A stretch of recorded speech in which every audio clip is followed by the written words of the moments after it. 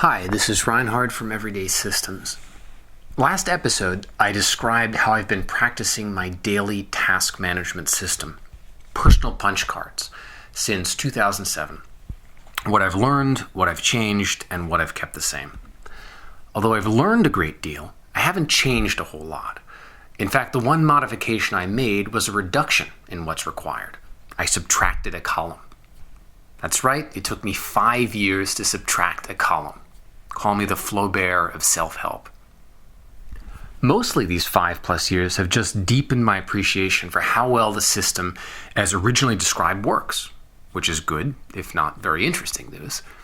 So I hope you didn't consider it a waste of an episode not to get too much new system last time. But if you did, today I think you'll get at least a little more novelty for your 15 or so minutes of attention. Today I'm going to revisit higher level planning beyond a day at a time. And this time, a lot more, some more, has changed since 2007. But again, it's more about taking away rather than adding system. My original vision for keeping track of longer term tasks built on the daily cards. I wanted the same simplicity, the same tangibility, the same physical constraints for my hubris.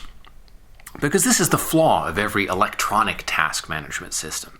Infinite space for infinite tasks. It seems to be a feature, right? It's certainly always marketed as such. But the problem is we are not gods. We do not have infinite ability to complete these infinite tasks. So infinite space turns out to be a seductive liability rather than an advantage. So I thought, I have an index card for each day, and that works well. Why not a card for each month and another for each year? And different colors to make it easy to distinguish these 3 time scales. I had a military analogy to tie it all together. I called it chain of self-command. The daily cards were the foot soldiers, the monthly cards, the officers, the yearly cards, the generals. I found this analogy helpful because it reminded me of the kinds of things that should be addressed at each level, and it kind of psyched me up to take my tasks seriously. You know, this isn't about shopping lists, this is war. It was an elegant system, conceptually, and it had a lot of things going for it. In fact, there was only one thing wrong with it. Can you guess? The middle value, a month, is the wrong unit of time. It's a little too long. This may seem like a detail, but it's decisive. Here's why. Too much stuff will accumulate on that monthly card. It won't fit, and it properly won't fit. Since any task that is greater than 1 day, or even less than 1 day, but not to be done today, makes it onto that card, it's still pretty fine-grained. That's legitimately a lot of tasks. This became so immediately apparent to me that I never even bothered using the monthly cards for task management proper. I just used it for monthly resolutions, a single behavioral change that I wanted to target for that month. This is not a bad thing, monthly resolutions. I still think it's good to do that for stuff like diet and exercise and other habits, but it's not task management. And those longer than 1 day tasks didn't go away just because I decided to use my monthly card for something else. I still had to do those tasks, and I still had to track them somehow. So they started spilling over into my yearly general cards, where there really wasn't room. So what did I do then? As devoted podcast listeners may remember, I expanded the 3x5 yearly cards into 8x11 sheets of paper. The bigger picture, I called this, which was cute, but ultimately not very effective. And for the opposite reason, it was too big. I wound up using ridiculously tiny fonts to squeeze in every pipe dream and rarely had to let go of anything, because I could, just barely, make it fit. My big picture became an oppressive pileup of never-to-be-completed goals. This is funny because, 1 sheet of paper doesn't sound all that excessive for an entire year's worth of planning. And it isn't if you're expressing your goals on a very high level. But all that space invites you to express your goals in too much detail, especially if you don't have a better separate home for medium-scale tasks. So the solution, which I resisted for a long time because it sacrificed some of that calendar matching elegance, and I really like that elegance, was to fix the middle tier, the officer cards. Make it not months, but something more like 2 weeks. But not a hard 2 weeks, and about 2 weeks. Here's what I mean. My daily foot soldier cards are yellow. My middle tier, my officer cards are blue. It doesn't matter what color you use, but I find it helpful to have a separate color card dedicated to each and make them non-white so you don't confuse them with flashcards or whatever else you might be using regular index cards for. Every day I carry around the yellow, current yellow daily card and the current middle tier blue card with me in my wallet, the officer card. You know all about how I deal with the daily cards already. I described that last episode. The officer cards are for any task that I'm reasonably sure I want to attack but can't commit to solving that day. In other words, any task that can't make it to the yellow daily card. When the officer card fills up, I file it in my box of cards and start a new card, copying over any tasks that remain undone that I still want to complete. Usually, it takes an officer card about 2 weeks to fill up. But I don't worry about that. It fills up when it fills up, and then I make a new card. How are the officer cards different from the daily foot soldier cards, besides the amount of time they cover? They're similar in this sense. I write down tasks on them and cross them off when they're done. But unlike the daily cards, tasks I write on the officer card are not binding commitments. This is important because it's really, really hard to estimate not just how long a task will take, but even if it's worth doing in the first place, or whether we've expressed it properly, whether it might be better expressed as 2 or 3 tasks instead of 1. Thinking a day at a time is hard enough. We have to acknowledge that anything beyond that is just a rough guess and not give ourselves too hard a time about leaving them undone. On a daily basis, it's very important to do what you set out to do today. If you were wrong about the importance of one of your tasks, the cost of that misdirected effort is small, less than a day's worth of time. And you gain in self-discipline from accomplishing it. You firm up the habit. But longer term, uncompromisingly doing whatever you set out to do can be a disaster. The costs of stubbornly persisting on the wrong course for weeks on end can be ruinous. So you have to give yourself some flexibility to reevaluate longer-term goals. It's inherently a little more complex and fuzzier than daily planning. And I think the revised officer cards address this requirement in an elegant way. What I write down might not be a contract with myself, but I still have an incentive to choose doable and worthwhile tasks and actually do them. Because when I run out of space, it's time for a new card, and I have to copy over any undone tasks still worth doing on the new card. And that's work. Not much work, but enough work to provide a gentle nudge. Or I cannot copy them over if they're not worth doing. But that can also be just a little psychologically unsatisfying. It's an admission that I made a mistake, a worthwhile admission, but not exactly pleasant. This aspect of copying over and not copying over is key. It's important to have a mechanism to keep these medium-term goals from accumulating ad infinitum. You want to force yourself to periodically reevaluate them and honorably discharge goals that aren't worth the psychic energy of keeping around as nagging, never to be completed obligations. I think of it like the scribes in ancient times, before printing, when every copy of a book, every codex, every scroll was handwritten. How few books were worth that monumental effort. What a tremendous filter for quality this having to copy it over was. And you get the same kind of scribal filter, though to a far lesser degree, of course, by making yourself periodically copy over your goals. Only worthy goals are worth that effort. The space constraints of the index card make the scribal filter even more powerful because you don't want to start your new card totally filled up with copied stuff from your last card. You want to leave yourself some breathing room for new, unanticipated tasks, or 2 days later, you're going to be copying over yet another card. If not a tabula rasa, you want at least a tabula with some space left on it. So you have this wonderful incentive to either get the tasks done or consign them to oblivion, forget about them, and move on. As Steve Jobs is supposed to have said, deciding what not to do is as important as deciding what to do. And I might add, it's much harder. We love to fantasize about what all we're going to do. Making lists gives us an enormous, unearned feeling of accomplishment. We can taste what it'll feel like to have done all those things before we've even lifted a finger. Accomplishment on credit. And for a lot of us, a lot of the time, that fantasy of accomplishment is enough.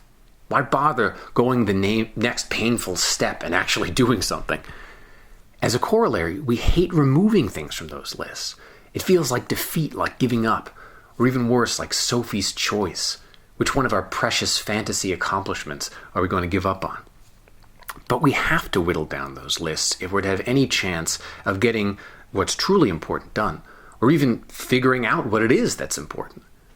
That's not giving up, that's being serious. That's being an adult. Using index cards like this forces us to make those tough but critical, Steve Jobs-like negative decisions. You have to focus because there isn't room not to focus. Unlike the daily cards, I don't have any defined columns or structure for the officer cards. No distinction between personal and work tasks. For clarity, I'll usually draw lines through indicating columns, but only as I go. That being said, 3 somewhat squiggly columns is usually what I wind up with. I put a start date on the top of the card, and though I sometimes forget to do this, a stop date underneath it when I retire and file the card. As with the daily cards, I use the backside of the officer card for notes. And usually these notes are explanations or additional information about the tasks on the front side, which are sometimes expressed a little tersely.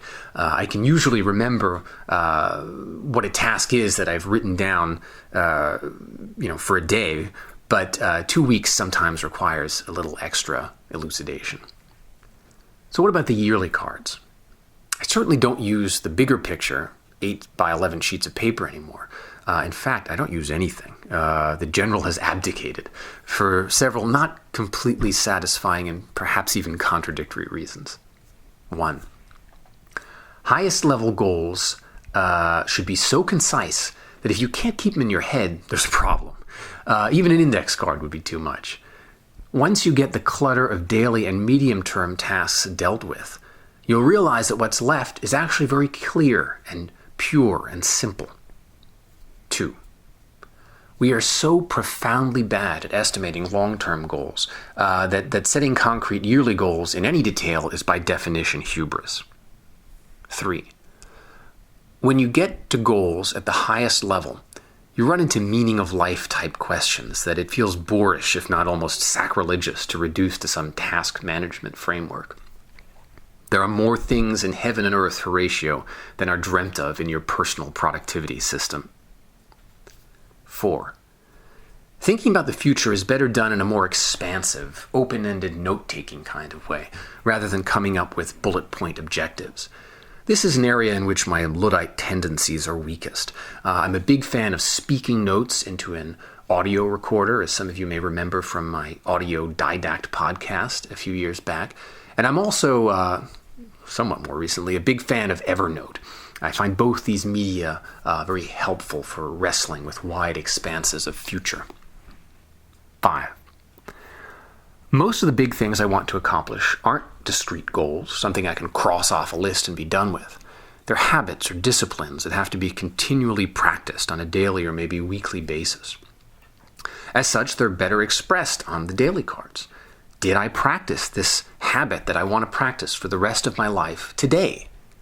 There's never a point at which I can say, okay, I exercised enough, cross that off for the rest of my life. Or, okay, I've practiced my German or studied the Bible enough, done with those.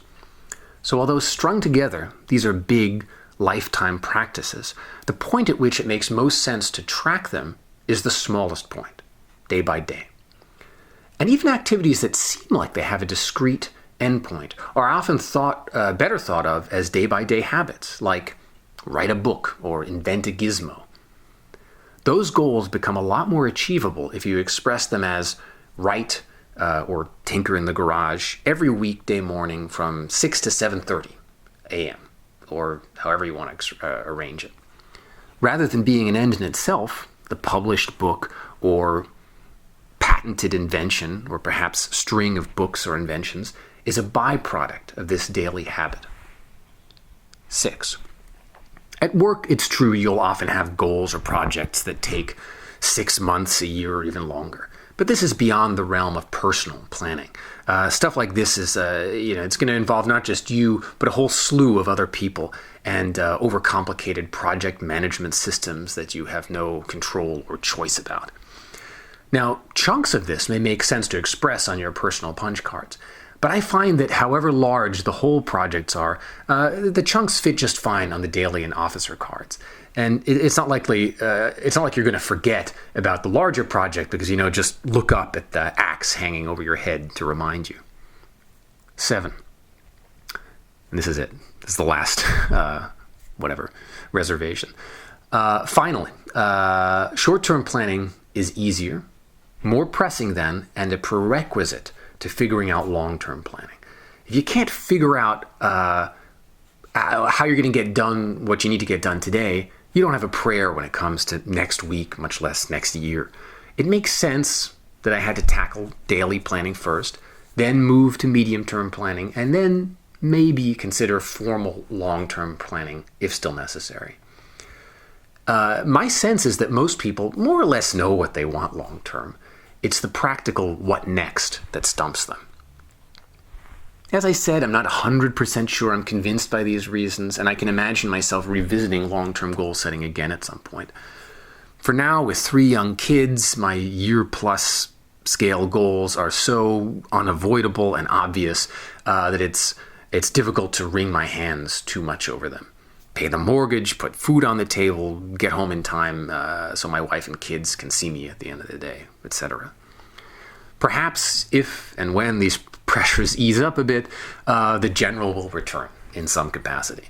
In fact, I just got an idea for how this might happen, one that builds on the Scribal Filter idea. But I'm going to mull it over a bit longer and actually try it out before inflicting it on you. So, last episode I knocked off a column from an index card. This time I knocked 2 weeks off another card and provisionally at least got rid of a third card entirely. I would have loved to end with a literary minimalist Flaubert quote, but I can't find anything remotely appropriate, so I'll have to content myself with another one from Steve Jobs. People think focus means saying yes to the thing you've got to focus on. But that's not what it means at all. It means saying no to the 100 other good ideas that are there. You have to pick carefully. I'm actually as proud of the things we haven't done as the things I have done. Innovation is saying no to 1,000 things. I love that. It's not the let 1,000 flowers bloom that you usually hear with reference to innovation, but kill 1,000 flowers. Now just imagine how much this guy would have accomplished if he'd known about these index cards. That's all for today. Happy New Year, and thanks for listening.